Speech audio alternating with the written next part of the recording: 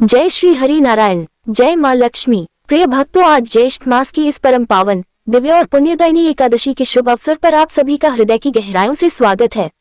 आज का ये दिन केवल एक तिथि नहीं बल्कि वह अलौकिक क्षण है जब स्वयं सृष्टि के पालनकर्ता भगवान श्री हरि नारायण और जगत जननी माता महालक्ष्मी अपने भक्तों पर विशेष कृपा बरसाते हैं। शास्त्रों में कहा गया है कि जो भक्त इस पावन एकादशी के दिन सच्चे मन, पूर्ण श्रद्धा और निर्मल भाव से भगवान विष्णु तथा माता लक्ष्मी का स्मरण करता है, उसके जीवन के दुख, दरिद्रता, रोग, भय और कष्ट धीरे धीरे समाप्त होने लगते हैं। उसके घर में सुख, शांति और समृद्धि का आगमन होता है। प्रिय श्रोताओं, आज मैं आपको एक ऐसी सत्य और अत्यंत भावुक कथा सुनाने जा रहा हूं जिसे सुनकर आपका हृदय भक्ति से भर उठेगा। ये कथा केवल चमत्कार की नहीं बल्कि अटूट विश्वास, त्याग, धैर्य और ईश्वर के प्रति संपूर्ण समर्पण की कथा है। कहा जाता है कि जब संसार के सभी दरवाजे बंद हो जाते हैं तब भगवान के द्वार अपने सच्चे भक्तों के लिए अवश्य खुलते हैं। इसलिए इस कथा को अंत तक अवश्य सुनिए। हो सकता है इस कथा का एक एक शब्द आपके जीवन में भी नई आशा और नया प्रकाश लेकर आए। प्राचीन समय की बात है। प्रकृति की सुंदर गोद में बसा एक छोटा सा गांव था जिसका नाम था माधवपुर। चारों ओर हरे भरे खेत, बहती हुई निर्मल नदी, वृक्षों पर चहचहाते पक्षी और मंदिरों से आती हुई घंटियों की ध्वनि उस गांव को अत्यंत पवित्र बना देती थी। उसी गांव के किनारे एक छोटी सी जर्जर कुटिया में एक गरीब लेकिन धर्मपरायण परिवार रहता था। उस परिवार के मुखिया का नाम था दीनदयाल और उनकी पत्नी का नाम था कौशल्या। दीनदयाल अत्यंत सरल, दयालु और भगवान विष्णु के अनन्य भक्त थे। वे प्रतिदिन प्रातःकाल उठकर नदी में स्नान करते और भगवान नारायण का नाम स्मरण करते थे। उनकी पत्नी कौशल्या भी अत्यंत पतिव्रता, सहनशील और माता लक्ष्मी की परम भक्त थी। घर में भले ही धन नहीं था लेकिन उनके मन में संतोष और श्रद्धा का अथाह खजाना था। उनके 3 छोटे छोटे बच्चे थे जिनकी हंसी उस टूटी फूटी झोपड़ी में भी खुशियों का दीप जला देती थी। बच्चों के मासूम चेहरे देखकर दीनदयाल और कौशल्या अपने सारे दुख भूल जाते थे। लेकिन कहते हैं ना कि समय सदा एक समान नहीं रहता। धीरे धीरे गांव पर विपत्ति के काले बादल मंडराने लगे। वर्षा बंद हो गई, खेत सूखने लगे, नदी का जल कम होने लगा और देखते ही देखते पूरे गांव में भयंकर अकाल फैल गया। लोगों के घरों में अन्न समाप्त होने लगा, मजदूरी मिलनी बंद हो गई। चारों ओर भूख और बेबसी का वातावरण छा गया। दीनदयाल प्रतिदिन काम की तलाश में गांव गांव भटकते लेकिन उन्हें कहीं भी मजदूरी नहीं मिलती। घर में रखा हुआ थोड़ा बहुत अनाज भी समाप्त हो चुका था। कई कई दिन तक पूरा परिवार केवल पानी पीकर अपनी भूख शांत करता। कौशल्या अपने बच्चों को सीने से लगाकर चुप कराने का प्रयास करती लेकिन जब बच्चे भूख से रोते तो उसका कलेजा कांप उठता। धीरे धीरे भूख के साथ बीमारी ने भी उस परिवार को घेर लिया। लगातार कई दिनों तक भूखे रहने के कारण तीनों बच्चे अत्यंत कमजोर हो गए। उनके चेहरे पीले पड़ गए, आंखों की चमक गायब हो गई। सबसे छोटा बच्चा तो इतना दुर्बल हो चुका था कि ठीक से उठ भी नहीं पाता था। एक रात अचानक तीनों बच्चों को तेज बुखार हो गया। उनका शरीर आग की तरह तपने लगा। कौशल्या घबराकर रोने लगी। उसने बच्चों के माथे पर भीगा कपड़ा रखा लेकिन बुखार कम होने का नाम ही नहीं ले रहा था। दीनदयाल भागकर गांव के वैद्य के पास पहुंचे। हाथ जोड़कर विनती करने लगे कि किसी तरह उनके बच्चों को बचा लिया जाए। लेकिन वैद्य ने धन के बिना दवा देने से साफ इनकार कर दिया। निराश और टूटे हुए दीनदयाल भारी कदमों से वापस अपनी झोपड़ी की ओर लौट आए। जब उन्होंने अपने बच्चों को तड़पते देखा तो उनकी आंखों से आंसुओं की धारा बह निकली। कौशल्या बच्चों को सीने से लगाए लगातार भगवान को पुकार रही थी। वह रोते हुए कह रही थी, हे प्रभु, यदि हमने कभी किसी का बुरा नहीं किया तो आज हमारे बच्चों पर इतना बड़ा दुख क्यों आया। हे माँ लक्ष्मी, आप तो संसार की जननी हैं। क्या आपको अपने इन मासूम बच्चों पर दया नहीं आती। दीनदयाल भी भगवान विष्णु की छोटी सी मिट्टी की प्रतिमा के सामने बैठ गए। उन्होंने कांपते हुए हाथ जोड़कर कहा, हे नारायण, अब इस संसार में हमारा कोई सहारा नहीं बचा। यदि आपकी कृपा ना हुई तो हमारे बच्चे आज हमारे सामने दम तोड़ देंगे। प्रभु, हमारी लाज रख लीजिए। पूरी रात दोनों पति पत्नी भगवान का नाम लेते हुए रोते रहे। बाहर घोर अंधेरा था और भीतर उस छोटी सी कुटिया में दुख, भूख और बीमारी का सन्नाटा पसरा हुआ था। लेकिन उसी रात उनके जीवन में एक ऐसा मोड़ आने वाला था जो उनकी किस्मत बदलने वाला था। सुबह होते ही दीनदयाल ने अपनी पत्नी से कहा, कौशल्या, आज ज्येष्ठ मास की पवित्र एकादशी है। शास्त्रों में कहा गया है कि इस दिन जो भक्त सच्चे मन से व्रत रखकर भगवान विष्णु और माता लक्ष्मी की आराधना करता है उसके सारे दुख दूर हो जाते हैं। आज हम दोनों निर्जला व्रत रखेंगे। चाहे कुछ भी हो जाए लेकिन अपनी श्रद्धा को कमजोर नहीं पड़ने देंगे। कौशल्या ने आंसू पोंछते हुए भगवान की प्रतिमा की ओर देखा और धीरे से बोली, स्वामी, अब हमारे पास भगवान के सिवा और कौन है। यदि प्रभु चाहेंगे तो हमारे बच्चे अवश्य बच जाएंगे। दोनों पति पत्नी ने अपने कांपते हुए हाथ जोड़कर भगवान विष्णु और माता लक्ष्मी का स्मरण किया। घर में पूजा के लिए ना फल थे, न फूल और न दीपक जलाने के लिए घी। फिर भी कौशल्या झोपड़ी के बाहर गई और कुछ जंगली फूल तोड़ लाई। उसने मिट्टी के छोटे से पात्र में थोड़ा सा जल रखा और अत्यंत श्रद्धा से भगवान को अर्पित कर दिया। दीनदयाल जमीन पर बैठकर आंखें बंद किए केवल नारायण नारायण का जाप करने लगे। समय धीरे धीरे बीतता गया। भूख और प्यास से उनका शरीर कमजोर पड़ता जा रहा था, लेकिन उनके मन में भगवान के प्रति विश्वास और भी मजबूत होता जा रहा था। तभी दोपहर के समय अचानक उनके सबसे बड़े बेटे की हालत और बिगड़ने लगी। उसका शरीर कांपने लगा और उसकी सांसें तेजी से चलने लगी। कौशल्या घबराकर जोर जोर से रोने लगी। उसने अपने बेटे को गोद में उठा लिया और कांपती हुई आवाज में बोली, हे प्रभु, अब हमारी परीक्षा और मत लीजिए, हमारे बच्चों को बचा लीजिए प्रभु। उसी समय झोपड़ी के बाहर किसी के कदमों की आहट सुनाई दी। दीनदयाल ने कांपते हुए कदमों से बाहर जाकर देखा तो वहां एक वृद्ध साधु खड़े थे। उनके शरीर पर फटे पुराने वस्त्र थे, हाथ में कमंडल था और चेहरे पर अद्भुत तेज चमक रहा था। साधु ने धीमे स्वर में कहा, पुत्र, मैं कई दिनों से भूखा और प्यासा हूँ। क्या इस कुटिया में इस वृद्ध साधु के लिए थोड़ा सा जल मिल सकता है? दीनदयाल कुछ क्षण के लिए मौन रह गए। उनके घर में स्वयं पीने के लिए जल तक नहीं बचा था, लेकिन अतिथि को खाली हाथ लौटाना उन्हें उचित नहीं लगा। उन्होंने अत्यंत विनम्रता से साधु को भीतर आने का आग्रह किया। कौशल्या ने जब साधु को देखा तो उसके मन में करुणा जाग उठी। उसने तुरंत मिट्टी के घड़े की ओर देखा जो कई दिनों से खाली पड़ा था, लेकिन जैसे ही उसने घड़े का ढक्कन हटाया उसकी आंखें आश्चर्य से फैल गईं। वह घड़ा शीतल और सुगंधित जल से पूरा भरा हुआ था। उस जल से कमल की अद्भुत सुगंध आ रही थी। कौशल्या विस्मित होकर कुछ क्षण तक उस घड़े को देखती रह गई। कौशल्या ने कांपते हुए हाथों से मिट्टी का छोटा सा पात्र भरा और अत्यंत श्रद्धा के साथ वह शीतल जल वृद्ध साधु के सामने रख दिया। साधु महाराज ने मुस्कुराकर उस जल को अपने दोनों हाथों में लिया। जैसे ही उन्होंने जल ग्रहण किया वैसे ही पूरी कुटिया में एक अनोखी शांति फैल गई। ऐसा प्रतीत हो रहा था मानो उस छोटे से स्थान में कोई अदृश्य दिव्य शक्ति विराजमान हो। साधु महाराज ने अपनी गहरी दृष्टि दीनदयाल और कौशल्या पर डाली और धीमे स्वर में बोले, पुत्र, तुम्हारी निर्धनता बड़ी है, लेकिन तुम्हारे संस्कार उससे भी बड़े हैं। जो स्वयं भूखा रहकर भी अतिथि का सम्मान करता है, उसके द्वार से भगवान कभी खाली नहीं लौटते। ये सुनकर दीनदयाल की आंखें भर आईं। उन्होंने हाथ जोड़कर कहा, महाराज, हमारे पास देने के लिए कुछ भी नहीं है। हम तो केवल भगवान के भरोसे बैठे हैं। हमारे बच्चे कई दिनों से भूख और बीमारी से तड़प रहे हैं। अब तो ऐसा लगता है जैसे जीवन की सारी आशाएं समाप्त हो चुकी हैं। साधु महाराज ने शांत स्वर में कहा, नहीं पुत्र, जब तक मनुष्य के भीतर श्रद्धा जीवित है तब तक आशा कभी समाप्त नहीं होती। भगवान अपने भक्तों की पुकार अवश्य सुनते हैं। इतना कहकर साधु ने अपने कमंडल से थोड़ा सा जल निकाला। उन्होंने आंखें बंद करके कुछ मंत्रों का जाप किया और फिर उस अभिमंत्रित जल की बूंदें दीनदयाल के बीमार बेटे के माथे पर छिड़क दी। जैसे ही वह जल बच्चे के शरीर पर पड़ा वैसे ही एक अद्भुत चमत्कार हुआ। बच्चे का तपता हुआ शरीर धीरे धीरे शांत होने लगा। उसकी तेज चलती सांसें सामान्य हो गईं। कुछ ही क्षणों बाद उसने धीरे धीरे अपनी आंखें खोली और कमजोर आवाज में कहा, माँ, मुझे बहुत भूख लगी है। ये सुनते ही कौशल्या की चीख निकल गई। वह खुशी और आश्चर्य से रो पड़ी। उसने अपने बेटे को कसकर सीने से लगा लिया। दीनदयाल की आंखों से भी आंसुओं की धारा बह निकली। उन्हें विश्वास ही नहीं हो रहा था कि जो बच्चा कुछ देर पहले मृत्यु के मुहाने पर खड़ा था वह अब सामान्य होकर बात कर रहा है।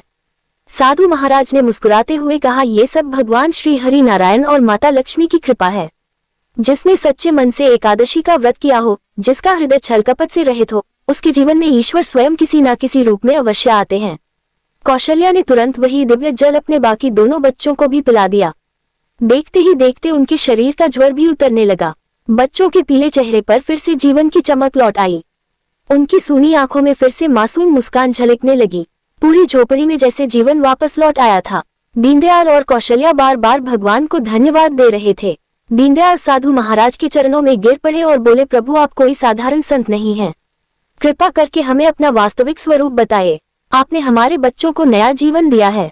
साधु महाराज ने दीनदयाल को उठाया और बोले, पुत्र, मनुष्य को चमत्कार में नहीं बल्कि भगवान की कृपा में विश्वास रखना चाहिए। जो संकट तुम्हारे जीवन में आया था वह तुम्हारी श्रद्धा की परीक्षा थी। तुम दोनों ने भूख, पीड़ा और निराशा के बीच भी भगवान का साथ नहीं छोड़ा। यही सच्ची भक्ति है। साधु के इन वचनों को सुनकर कौशल्या की आंखें श्रद्धा से झुक गईं। उसने हाथ जोड़कर कहा, महाराज, अब हमें किसी धन या वैभव की इच्छा नहीं है। बस हमारे बच्चों पर और हमारे परिवार पर भगवान की कृपा बनी रहे। साधु महाराज कुछ क्षण तक मौन रहे। फिर उन्होंने झोपड़ी के चारों ओर दृष्टि डाली। उनकी आंखों में एक अलौकिक चमक दिखाई दे रही थी। बाहर आसमान में बादल घिरने लगे थे और वातावरण में कमल की सुगंध फैलती जा रही थी। उसी समय अचानक झोपड़ी के भीतर एक तेज प्रकाश फैलने लगा। दीनदयाल और कौशल्या भय और आश्चर्य से कांप उठे। साधु महाराज के शरीर से दिव्य प्रकाश निकलने लगा। उनके फटे पुराने वस्त्र चमकने लगे और देखते ही देखते वहां का दृश्य पूरी तरह बदल गया। दीनदयाल और कौशल्या ने जब अपनी आंखें उठाकर देखा तो उनके सामने कोई साधारण साधु नहीं बल्कि स्वयं चतुर्भुज रूपधारी भगवान श्री हरि नारायण खड़े थे। उनके साथ साक्षात माता लक्ष्मी विराजमान थीं। भगवान के हाथों में शंख, चक्र, गदा और पद्म सुशोभित थे।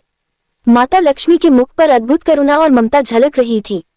ये दृश्य देखकर दीनदयाल और कौशल्या के शरीर कांपने लगे। दोनों तुरंत भूमि पर गिर पड़े और रोते हुए बोले, हे प्रभु, हम धन्य हो गए। आज हमारे जीवन का सबसे बड़ा सौभाग्य पूर्ण हो गया। भगवान विष्णु ने अत्यंत मधुर स्वर में कहा, उठो पुत्र, तुम्हारी भक्ति से मैं और लक्ष्मी अत्यंत प्रसन्न हैं। तुमने घोर दुख और अभाव में भी धर्म और श्रद्धा का मार्ग नहीं छोड़ा, इसलिए आज से तुम्हारे जीवन के सारे कष्ट समाप्त होते हैं। माता लक्ष्मी ने आगे बढ़कर कौशल्या के सिर पर अपना हाथ रखा और बोली, पुत्री, जिस घर में सच्ची श्रद्धा, सेवा और संतोष होता है वहां मैं स्वयं निवास करती हूँ। तुमने अतिथि को भगवान समझकर जल दिया, यही तुम्हारे जीवन का सबसे बड़ा पुण्य बन गया। इतना कहते ही पूरी झोपड़ी दिव्य प्रकाश से भर उठी। टूटी हुई दीवारें चमकने लगी। सूखी हुई जमीन पर मानो स्वर्ग उतर आया हो। दीनदयाल और कौशल्या विस्मित होकर यह सब देख ही रहे थे कि तभी भगवान श्री हरि नारायण ने अपनी करुणामयी दृष्टि पूरे गांव की ओर डाली। भगवान श्री हरि नारायण की वह दिव्य दृष्टि जैसे ही पूरे माधवपुर गांव पर पड़ी वैसे ही वातावरण पुनर्तः बदलने लगा। कई महीनों से सूखी पड़ी धरती पर शीतल हवा चलने लगी। आकाश में घिरे काले बादलों से मंद मंद वर्षा होने लगी। खेतों की सूखी मिट्टी से भीनी भीनी सुगंध उठने लगी। गांव के लोग अपने घरों से बाहर निकल आए। सभी आश्चर्य से आकाश की ओर देखने लगे। जिस गांव में कई महीनों से अकाल और निराशा छाई हुई थी वहां अचानक जीवन लौटता हुआ दिखाई देने लगा। उसी समय भगवान विष्णु ने दीनदयाल से कहा, पुत्र, आज से इस गांव में कभी भी अन्न की कमी नहीं होगी। जो भूमि सूख चुकी थी वहां फिर से हरियाली लौटेगी। तुम्हारे गांव के लोग अब भूख और बीमारी से नहीं तड़पेंगे। तुम्हारी भक्ति के कारण आज पूरे माधवपुर पर मेरी और माता लक्ष्मी की कृपा बरसी है। ये सुनकर दीनदयाल की आंखों से आंसुओं की धारा बहने लगी। उन्होंने कांपते हुए स्वर में कहा, प्रभु, ये सब आपकी असीम दया है। हम तो अत्यंत छोटे और तुच्छ जीव हैं। आपने हम जैसे निर्धन भक्तों पर इतनी बड़ी कृपा कर दी। माता लक्ष्मी ने मुस्कुराकर कौशल्या की ओर देखा। उन्होंने कहा, पुत्री, याद रखो, संसार में धन से बड़ा संतोष होता है और वैभव से बड़ी श्रद्धा। जिसने विपत्ति में भी ईश्वर पर विश्वास बनाए रखा उसे कभी निराश नहीं होना पड़ता। तुम्हारी आंखों के आंसुओं ने बैकुंठ तक मुझे व्याकुल कर दिया था, इसलिए मैं और नारायण स्वयं तुम्हारे द्वार पर आए। कौशल्या रोते हुए माता लक्ष्मी के चरणों में गिर पड़ी। उसने कहा, माँ, अब हमें और कुछ नहीं चाहिए, बस आपके चरणों में हमारी भक्ति बनी रहे, हमारे मन में कभी अहंकार न आए। भगवान विष्णु ने दीनदयाल और कौशल्या को आशीर्वाद देते हुए कहा, आज से तुम्हारे घर में सुख, शांति और समृद्धि का वास होगा। लेकिन याद रखना, इस वैभव का उपयोग केवल अपने लिए मत करना। जो धन दूसरों के दुख दूर करने में लगाया जाए वही सबसे पवित्र धन होता है। इसके बाद भगवान ने अपना वरद हस्त उठाया। देखते ही देखते वह टूटी फूटी झोपड़ी एक विशाल और भव्य भवन में बदलने लगी। मिट्टी की दीवारों के स्थान पर सुंदर नक्काशीदार स्तंभ खड़े हो गए। फटी हुई चटाई की जगह रेशमी आसन बिछ गए। घर का प्रत्येक कोना अन्न, धन और बहुमूल्य वस्तुओं से भर गया। मिट्टी के छोटे छोटे पात्र स्वर्ण कलशों में बदल गए। कौशल्या विस्मय से ये सब देख रही थी, लेकिन उसके चेहरे पर जरा भी अहंकार नहीं था। उसकी आंखों में केवल भगवान के प्रति कृतज्ञता थी। तीनों बच्चे भी अब पुनर्तः स्वस्थ होकर प्रसन्नता से इधर उधर दौड़ रहे थे। उनके चेहरे पर अद्भुत तेज झलक रहा था। भगवान श्री हरि ने पुनः कहा, दीनदयाल, ये सब तुम्हारी एकादशी व्रत की निष्ठा और तुम्हारे निष्कपट हृदय का फल है। जो भी मनुष्य सच्चे मन से ज्येष्ठ एकादशी का व्रत करेगा, कथा सुनेगा और दूसरों को सुनाएगा, उसके जीवन के कष्ट धीरे धीरे समाप्त हो जाएंगे। उसके घर में माता लक्ष्मी का स्थायी वास होगा। इतना कहकर भगवान और माता लक्ष्मी का दिव्य स्वरूप धीरे धीरे प्रकाश में विलीन होने लगा। पूरी कुटिया कमल की सुगंध और मधुर संगीत से गूंज उठी। दीनदयाल और कौशल्या हाथ जोड़कर बार बार प्रभु को प्रणाम कर रहे थे। कुछ ही क्षणों बाद वह अलौकिक प्रकाश धीरे धीरे शांत हो गया, लेकिन उनके हृदय में भगवान के दर्शन की ज्योति सदैव के लिए प्रज्वलित हो चुकी थी। अगली सुबह जब माधवपुर गांव के लोगों ने दीनदयाल की झोपड़ी के स्थान पर वह भव्य भवन देखा तो पूरा गांव आश्चर्यचकित रह गया। लोग दूर दूर से उस चमत्कार को देखने आने लगे। गांव के प्रधान, जमींदार और वही वैद्य जिन्होंने कभी दीनदयाल की सहायता करने से इनकार कर दिया था, वे भी वहां पहुंचे। सभी के चेहरे पर आश्चर्य और लज्जा थी। गांव के प्रधान ने हाथ जोड़कर पूछा, दीनदयाल, ये सब कैसे हुआ? कल तक तुम्हारे घर में भूख और बीमारी थी और आज यहाँ इतना वैभव कैसे आ गया? दीनदयाल ने विनम्रता से उत्तर दिया, ये सब भगवान श्री हरि नारायण और माता लक्ष्मी की कृपा है। जब संसार ने हमारा साथ छोड़ दिया तब हमने प्रभु का दामन नहीं छोड़ा। हमने श्रद्धा और विश्वास बनाए रखा और भगवान ने स्वयं आकर हमारी रक्षा की। ये सुनकर पूरे गांव के लोगों की आंखें श्रद्धा से झुक गईं। जमींदार और वैद्य भी शर्मिंदा होकर दीनदयाल के चरणों में गिर पड़े।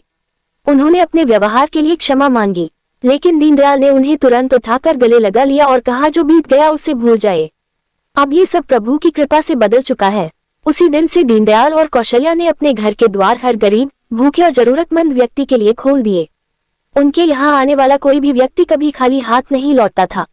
माधवपुर गांव धीरे धीरे सुख, शांति और समृद्धि से भर गया। खेत फिर से लहलहाने लगे। गांव में कभी अकाल नहीं पड़ा। लोग प्रत्येक एकादशी को श्रद्धा और भक्ति के साथ भगवान विष्णु और माता लक्ष्मी की पूजा करने लगे। दीनदयाल और कौशल्या का परिवार जीवन भर धर्म, सेवा और भक्ति के मार्ग पर चलता रहा। समय के साथ उनकी कथा दूर दूर तक प्रसिद्ध हो गई। लोग कहते थे कि जिस घर में सच्चे मन से भगवान का स्मरण होता है वहां स्वयं नारायण किसी न किसी रूप में अवश्य आते हैं। और इसी प्रकार यह पावन, भावुक और चमत्कारी ज्येष्ठ एकादशी की कथा आगे बढ़ती रही। समय बीतता गया, लेकिन दीनदयाल और कौशल्या के जीवन में आई वह दिव्य रात कभी भुलाई नहीं जा सकी। प्रतिदिन प्रातःकाल दोनों पति पत्नी सबसे पहले भगवान श्री हरि नारायण और माता लक्ष्मी की पूजा करते। पूरे घर में भक्ति का ऐसा वातावरण रहता कि वहां आने वाला प्रत्येक व्यक्ति अपने मन में अद्भुत शांति अनुभव करता। दीनदयाल ने अपने महल के पास एक विशाल अन्न क्षेत्र बनवाया जहां प्रतिदिन गरीबों, साधुओं और भूखे लोगों को भोजन कराया जाता था।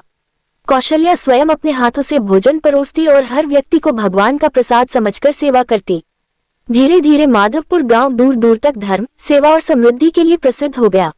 आसपास के गांवों से लोग वहां केवल इस चमत्कार को देखने नहीं बल्कि दीनदयाल और कौशल्या की भक्ति से प्रेरणा लेने आने लगे। जो गांव कभी अकाल और महामारी से कांपता था वहां अब हर ओर खुशहाली दिखाई देती थी। खेतों में सुनहरी फसलें लहलहाती, मंदिरों में भजन और कीर्तन गूंजते, बच्चों की हंसी पूरे गांव को जीवंत बना देती।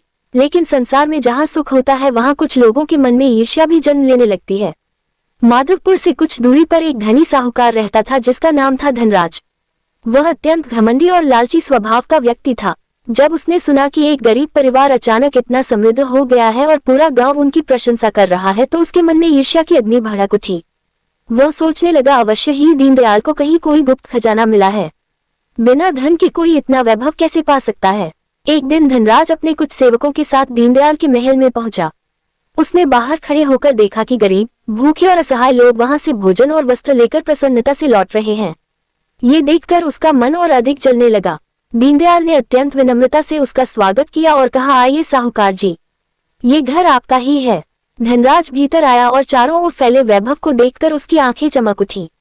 उसने मीठे स्वर में पूछा, दीनदयाल भाई, ये सब अचानक कैसे हुआ? कल तक तुम्हारे पास कुछ भी नहीं था और आज तुम राजाओं जैसा जीवन जी रहे हो। दीनदयाल ने मुस्कुराकर उत्तर दिया, ये सब भगवान श्री हरि नारायण और माता लक्ष्मी की कृपा है। हमने केवल भक्ति और विश्वास का सहारा लिया था, प्रभु ने हमारी झोली भर दी। धनराज ने बाहर से तो मुस्कुराने का प्रयास किया, लेकिन भीतर ही भीतर वह इस बात पर विश्वास नहीं कर पा रहा था। उसे लगा अवश्य ही कोई रहस्य छिपाया जा रहा है। उसी रात उसने अपने सेवकों से कहा, किसी भी तरह पता लगाओ कि दीनदयाल के पास इतना धन कहाँ से आया। मुझे लगता है उनके घर में कोई चमत्कारी खजाना छिपा हुआ है। अगले कई दिनों तक धनराज के लोग छिप छिप कर दीनदयाल के महल पर नजर रखने लगे, लेकिन उन्हें वहां केवल पूजा, भजन, दान और सेवा ही दिखाई दी। ये देखकर धनराज और अधिक बेचैन हो गया। एक दिन वह स्वयं साधु का वेश बनाकर दीनदयाल के द्वार पर पहुंच गया। उसने सोचा, यदि वास्तव में कोई रहस्य है तो आज अवश्य पता चल जाएगा। उस दिन भी एकादशी थी। दीनदयाल और कौशल्या पूरे नियम और श्रद्धा से व्रत कर रहे थे। उन्होंने जैसे ही द्वार पर साधु को देखा वैसे ही तुरंत आदरपूर्वक भीतर ले आए। कौशल्या ने उनके चरण धोए और अत्यंत विनम्रता से आसन दिया। धनराज ये सब देखकर भीतर से चौंक गया। उसने सोचा, इतने बड़े वैभव के बाद भी इनके व्यवहार में जरा भी अहंकार नहीं है। कुछ देर बाद उसने साधु के स्वर में पूछा, पुत्र, तुम्हें इतना वैभव कैसे प्राप्त हुआ? क्या तुम्हारे पास कोई दिव्य खजाना है? दीनदयाल मुस्कुराए और बोले, महाराज, हमारे पास यदि कोई खजाना है तो वह केवल भगवान का नाम है। जिस दिन मनुष्य का विश्वास अटूट हो जाता है उसी दिन उसके जीवन का सबसे बड़ा द्वार खुल जाता है। ये सुनकर धनराज कुछ क्षण के लिए मौन हो गया। उसके भीतर जैसे कोई तूफान चल रहा था। उसने पहली बार अनुभव किया कि धन होने के बाद भी उसके जीवन में शांति नहीं है, जबकि दीनदयाल ने दुखों में भी ईश्वर को नहीं छोड़ा। उसी समय मंदिर से शंख की ध्वनि सुनाई दी। कौशल्या भगवान की आरती करने लगी। पूरा वातावरण भक्ति से भर गया। धनराज का हृदय धीरे धीरे पिघलने लगा। उसकी आंखों के सामने अपने जीवन के सारे पाप घूमने लगे। उसे याद आने लगा कि उसने कितने गरीबों का धन छीना था, कितनों को अपमानित किया था। उसकी आंखों से आंसू बहने लगे। वह तुरंत दीनदयाल के चरणों में गिर पड़ा और रोते हुए बोला, मुझे क्षमा कर दो, मैं तुम्हारे वैभव से जलता रहा। मैं समझता था कि धन ही सबसे बड़ी शक्ति है, लेकिन आज समझ आया कि सच्चा धन तो भक्ति, संतोष और सेवा है। दीनदयाल ने उसे उठाकर गले लगा लिया। उन्होंने कहा, साहूकार जी, भगवान के द्वार कभी बंद नहीं होते। यदि मनुष्य सच्चे मन से पश्चाताप कर ले तो प्रभु उसे भी अपनी शरण में स्थान दे देते हैं। उस दिन के बाद धनराज का जीवन भी बदल गया। उसने अपना बहुत सा धन गरीबों और जरूरतमंदों में बांटना शुरू कर दिया। वह भी प्रत्येक एकादशी को व्रत रखने लगा और भगवान विष्णु की भक्ति में लीन रहने लगा। धीरे धीरे उसके जीवन की कठोरता समाप्त हो गई और उसके मन में भी शांति का वास होने लगा। प्रिय श्रोताओं, दीनदयाल और कौशल्या की यह कथा हमें यही सिखाती है कि मनुष्य के जीवन में कितनी भी बड़ी विपत्ति क्यों न आ जाए, यदि उसका विश्वास भगवान पर अटल है तो ईश्वर स्वयं उसके जीवन में प्रकाश बनकर उतरते हैं। जो मनुष्य श्रद्धा, सेवा और भक्ति के मार्ग पर चलता है, उसके घर से दरिद्रता और दुख धीरे धीरे दूर हो जाते हैं। ज्येष्ठ एकादशी का ये पावन व्रत केवल उपवास नहीं बल्कि आत्मा को ईश्वर से जोड़ने का दिव्य माध्यम है। प्रिय श्रोताओं, दीनदयाल और कौशल्या के जीवन में अब हर दिन भगवान की कृपा का नया अनुभव लेकर आता था। उनके महल में प्रतिदिन सुबह और संध्या आरती होती। दूर दूर से साधु, संत और श्रद्धालु वहां पहुंचते और भगवान श्री हरि नारायण तथा माता लक्ष्मी के दर्शन करके अपने जीवन को धन्य मानते। दीनदयाल ने गांव के बीचों बीच एक सुंदर मंदिर का निर्माण करवाया, जिसमें भगवान विष्णु और माता लक्ष्मी की अत्यंत मनमोहक प्रतिमा स्थापित की गई। उस मंदिर में प्रतिदिन भजन, कीर्तन और कथा का आयोजन होने लगा। पूरा माधवपुर गांव अब भक्ति और धर्म की ज्योति से प्रकाशित रहने लगा था। लेकिन कहते हैं कि भगवान अपने प्रिय भक्तों की परीक्षा समय समय पर अवश्य लेते हैं ताकि उनका विश्वास और भी मजबूत हो सके। एक वर्ष बाद पुनः ज्येष्ठ मास की वही पावन एकादशी आई। पूरे गांव में उत्साह का वातावरण था। सभी लोग व्रत और पूजा की तैयारी कर रहे थे। दीनदयाल और कौशल्या ने भी प्रातःकाल स्नान करके भगवान का स्मरण किया और निर्जला व्रत का संकल्प लिया। लेकिन उसी दिन गांव में एक अत्यंत दुखद घटना घट गई। गांव के बाहर रहने वाली एक वृद्ध विधवा, जिसका इस संसार में कोई सहारा नहीं था, वह अचानक गंभीर रूप से बीमार पड़ गई। कई दिनों से भूखी रहने के कारण उसका शरीर बिल्कुल कमजोर हो चुका था। जब गांव वालों को ये बात पता चली तो कुछ लोग उसके पास गए, लेकिन बीमारी देखकर भयभीत हो उठे। किसी ने कहा, यह महामारी का लक्षण है। कोई बोला, यदि हम उसके पास गए तो हम भी बीमार हो जाएंगे। धीरे धीरे सभी लोग वहां से दूर हट गए। वह वृद्धा अपनी टूटी हुई झोपड़ी में अकेली दर्द से कराह रही थी। जब ये समाचार कौशल्या तक पहुंचा तो उसका हृदय करुणा से भर उठा। उसने तुरंत दीनदयाल से कहा, स्वामी, यदि आज के दिन भी हम किसी दुखी की सहायता ना कर सके तो हमारी भक्ति किस काम की। दीनदयाल ने गंभीर स्वर में कहा, तुम ठीक कहती हो कौशल्या। सच्ची पूजा केवल मंदिर में दीप जलाने से नहीं होती बल्कि किसी दुखी के आंसू पोंछने से होती है। दोनों पति पत्नी तुरंत उस वृद्धा की झोपड़ी की ओर चल पड़े। वहां पहुंचकर उन्होंने देखा कि वृद्धा तेज बुखार से कांप रही थी। कई दिनों से भूखी होने के कारण उसकी आंखें धंस चुकी थीं। वह बार बार पानी मांग रही थी, लेकिन उसकी सहायता करने वाला कोई नहीं था। कौशल्या की आंखें भर आईं। उसने तुरंत अपने हाथों से वृद्धा के माथे पर ठंडा कपड़ा रखा। दीनदयाल ने उसे सहारा देकर बैठाया और भगवान का नाम लेते हुए उसके मुख में जल की कुछ बूंदें डाली। वृद्धा कांपती हुई आवाज में बोली, बेटा, तुम कौन हो? आज जब पूरा गांव मुझे छोड़कर चला गया तब तुम मेरे पास क्यों आए? दीनदयाल ने विनम्र स्वर में कहा, मां, हम कुछ नहीं हैं। ये सब भगवान श्री हरि नारायण की प्रेरणा है। यदि हम आपके दुख में साथ न दे तो हमारा व्रत और पूजा सब व्यर्थ है। कौशल्या ने अपने हाथों से वृद्धा के लिए फल तैयार किए और प्रेम से उसे खिलाने लगी। उस वृद्धा की आंखों से आंसू बहने लगे। वह बार बार भगवान को धन्यवाद दे रही थी। धीरे धीरे उसकी तबीयत सुधरने लगी। ये बात पूरे गांव में फैल गई कि दीनदयाल और कौशल्या ने बीमारी के भय के बावजूद उस वृद्धा की सेवा की। गांव के लोग ये सुनकर लज्जित हो उठे। उन्हें महसूस हुआ कि वे केवल पूजा और व्रत को ही धर्म समझते रहे, जबकि सच्चा धर्म तो करुणा और सेवा में है। उसी रात जब दीनदयाल और कौशल्या भगवान की आरती कर रहे थे, तभी मंदिर के भीतर अचानक दिव्य प्रकाश फैल गया। पूरा वातावरण कमल की सुगंध से महक उठा। भगवान विष्णु और माता लक्ष्मी की प्रतिमा से अलौकिक तेज निकलने लगा। दीनदयाल और कौशल्या समझ गए कि प्रभु की कृपा पुनः उन पर बरस रही है। तभी उन्हें भीतर से एक दिव्य वाणी सुनाई दी। हे प्रिय भक्तों, तुमने आज सिद्ध कर दिया कि सच्चा व्रत केवल भूखा रहने का नाम नहीं बल्कि किसी भूखे को भोजन कराने का नाम है। जो मनुष्य करुणा, सेवा और प्रेम से दूसरों के दुख दूर करता है वही वास्तव में मेरा प्रिय भक्त है। ये दिव्य वाणी सुनते ही दोनों पति पत्नी की आंखों से आंसुओं की धारा बह निकली। उन्होंने भूमि पर दंडवत प्रणाम किया और बोले, प्रभु हमें सदैव ऐसा ही सेवा भाव प्रदान कीजिए। अगले दिन से पूरा गांव बदलने लगा। अब लोग केवल अपने परिवार के लिए नहीं बल्कि दूसरों की सहायता के लिए भी आगे आने लगे। गांव में कोई भूखा नहीं सोता था। हर एकादशी को लोग गरीबों में अन्न और वस्त्र बांटते। मंदिर में केवल पूजा ही नहीं बल्कि जरूरतमंदों की सेवा भी होने लगी। दीनदयाल और कौशल्या का नाम अब दूर दूर तक श्रद्धा और सेवा के प्रतीक के रूप में लिया जाने लगा। लोग अपने बच्चों को उनकी कथा सुनाकर यह शिक्षा देते कि भगवान केवल बड़े मंदिरों और सोने चांदी में नहीं बल्कि सच्चे और दयालु हृदय में निवास करते हैं। समय के साथ दीनदयाल और कौशल्या वृद्ध हो गए, लेकिन उनकी भक्ति कभी कम नहीं हुई। अंतिम समय में भी उनके मुख पर केवल भगवान श्री हरि नारायण और माता लक्ष्मी का नाम था। कहते हैं कि जब उन्होंने इस संसार से विदा ली तब पूरे माधवपुर गांव में अद्भुत प्रकाश फैल गया और आकाश से पुष्पों की वर्षा हुई। लोगों ने अनुभव किया कि स्वयं भगवान अपने प्रिय भक्तों को बैकुंठ धाम ले जाने आए हैं। और तभी से यह मान्यता और भी दृढ़ हो गई कि जो मनुष्य सच्चे मन से ज्येष्ठ एकादशी का व्रत करता है, भगवान विष्णु और माता लक्ष्मी का स्मरण करता है तथा दुखियों की सेवा करता है, उसके जीवन से कष्ट, दरिद्रता और भय धीरे धीरे समाप्त हो जाते हैं। उसके घर में सदैव सुख, शांति और समृद्धि का वास बना रहता है। प्रिय श्रोताओं, दीनदयाल और कौशल्या के बैकुंठ धाम प्रस्थान करने के बाद भी उनकी भक्ति, सेवा और त्याग की पवित्र गाथा पूरे माधवपुर गांव में पीढ़ियों तक सुनाई जाती रही। गांव के लोग आज भी यह मानते थे कि जिस भूमि पर उस दिव्य दंपति ने भगवान श्री हरि नारायण और माता लक्ष्मी का स्मरण किया था, वह भूमि साधारण नहीं बल्कि तीर्थ के समान पवित्र हो चुकी है। समय बीतने के साथ माधवपुर एक छोटे से गांव से एक समृद्ध और प्रसिद्ध नगर में परिवर्तित हो गया। दूर दूर से व्यापारी, साधु और यात्री वहां आने लगे, लेकिन नगर के लोगों ने कभी अपने पुराने दिनों को नहीं भुलाया। हर वर्ष ज्येष्ठ एकादशी के दिन पूरा नगर उपवास रखता, भजन कीर्तन करता और दीनदयाल तथा कौशल्या की कथा श्रद्धा से सुनता। नगर के बीचों बीच बना वह विशाल मंदिर अब हजारों श्रद्धालुओं की आस्था का केंद्र बन चुका था।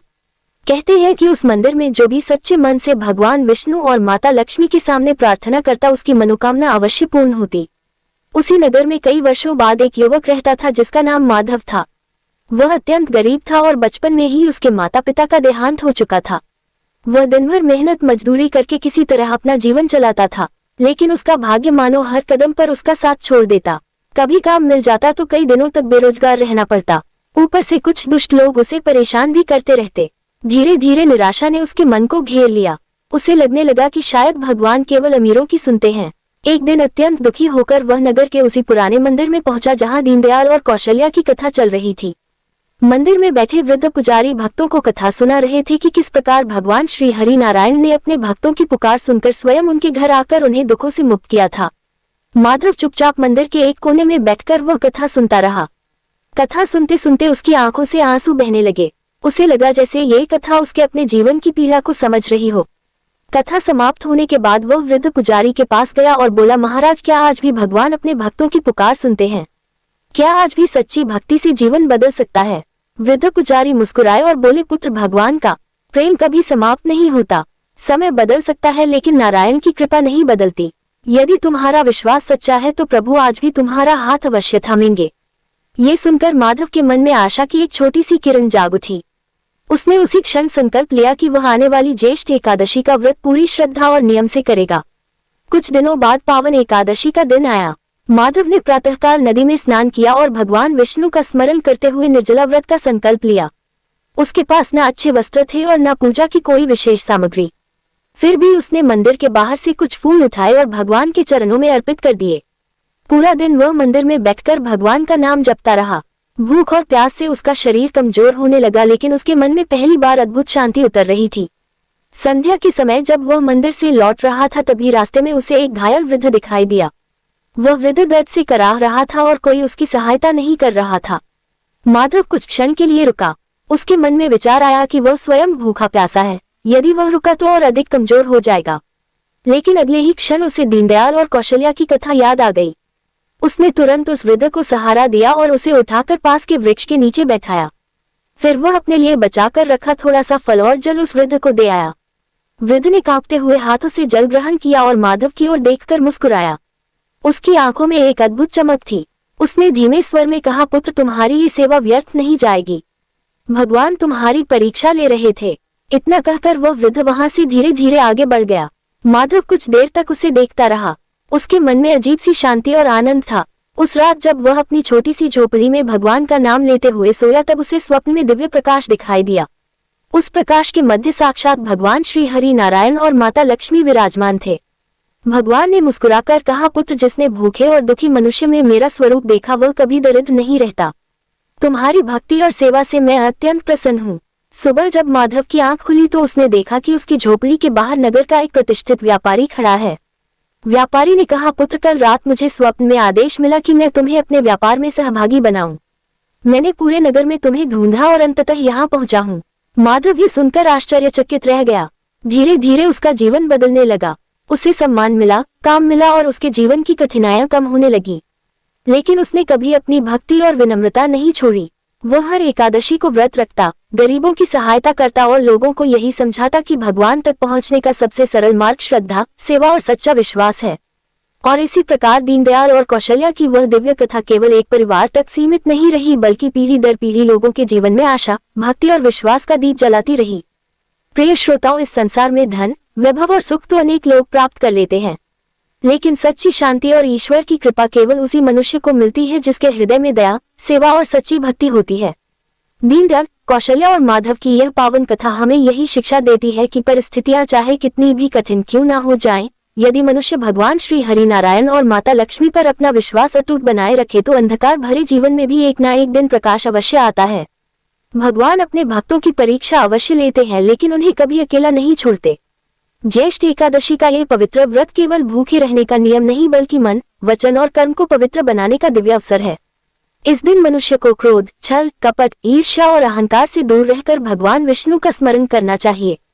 जो भक्त इस दिन सच्चे मन से नारायण का नाम जपता है, कथा सुनता है, दान पुण्य करता है और जरूरतमंदों की सहायता करता है, उसके जीवन के अनेक जन्मों के पाप नष्ट होने लगते हैं। शास्त्रों में कहा गया है कि एकादशी के दिन किया गया छोटा सा पुण्य भी कई गुना फल प्रदान करता है। इसलिए इस पावन तिथि पर यथाशक्ति गरीबों को अन्न, वस्त्र और जल का दान अवश्य करना चाहिए। विशेष रूप से भूखे व्यक्ति को भोजन कराना और प्यासे को जल पिलाना अत्यंत पुण्यदायी माना गया है, क्योंकि भगवान स्वयं प्रत्येक जीव में निवास करते हैं। प्रिय भक्तों, यदि आपके जीवन में भी दुख, दरिद्रता, मानसिक तनाव, बीमारी या किसी प्रकार की बाधा चल रही हो तो निराश मत होइए। पूरे विश्वास और श्रद्धा के साथ भगवान श्री हरि नारायण और माता लक्ष्मी का स्मरण कीजिए। सच्चे मन से एकादशी व्रत कीजिए। प्रभु की कृपा धीरे धीरे आपके जीवन की राहों को भी सरल बना देगी। जहाँ भक्ति होती है वहाँ भय नहीं टिकता। जहाँ भगवान का नाम होता है वहाँ दरिद्रता अधिक समय तक नहीं रहती। और जहाँ माता लक्ष्मी की कृपा होती है वहाँ सुख, शांति और समृद्धि स्वयं चलकर आती है। कहते हैं कि जो मनुष्य ज्येष्ठ एकादशी की इस पावन कथा को श्रद्धा से सुनता है या दूसरों को सुनाता है, उसके घर में अन्न और धन की कभी कमी नहीं होती। उसके परिवार में सुख और सौभाग्य बना रहता है। रोग, शोक और संकट धीरे धीरे दूर होने लगते हैं। अंत समय में उसे भगवान विष्णु के पावन धाम की प्राप्ति होती है। इसलिए इस कथा को केवल एक कहानी समझकर मत सुनिए, बल्कि इसे अपने जीवन का संदेश बनाएं। जब भी जीवन में कठिन समय आए तब दीनदयाल और कौशल्या की अटूट श्रद्धा को याद कीजिए। जब भी मन निराश हो तब माधव के विश्वास को याद कीजिए। और जब भी किसी दुखी या असहाय व्यक्ति को देखे तो यह मत भूलिए कि उसी रूप में स्वयं नारायण आपकी परीक्षा लेने आए हो सकते हैं। इसी मंगल भावना और भगवान श्री हरि नारायण तथा माता लक्ष्मी की कृपा कामना के साथ यह पावन कथा यही विश्राम लेती है।